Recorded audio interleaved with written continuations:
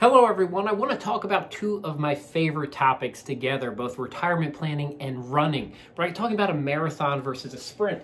Just last weekend I finished up the Philadelphia Marathon with my little Liberty Bell on the medal, and I also just grabbed my Boston medal from a couple years ago, which meant a lot to me. Now, I thought there were so many similarities between, marathon running and retirement planning. And, why is the distance so challenging? It's also why retirement planning is so challenging, right? It could be 30, 40 years.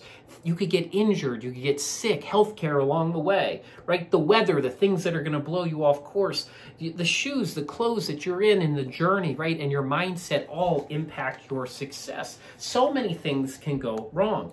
And success isn't just about your preparation. It's about preparation, execution, and everything going on around you.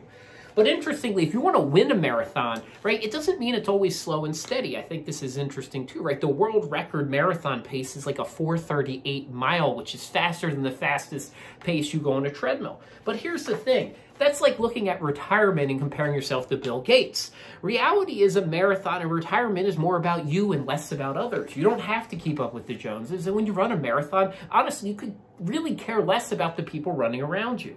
Right? Think about retirement and marathons and its savings. How can we bucket? How can we live and plan for longer? How do we pace ourselves in our spending? And how do we not worry about what others are doing and what they're spending and what their retirement looks like, but understanding our retirement might be different.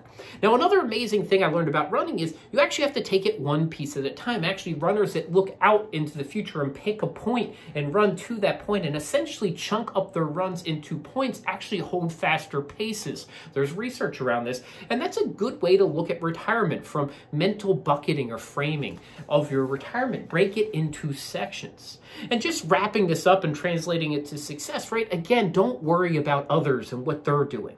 Keep a long-term focus. Look out and break up your planning into chunks. Have a pace, but if you want to win, you got to go fast, right? And remember, the small things matter.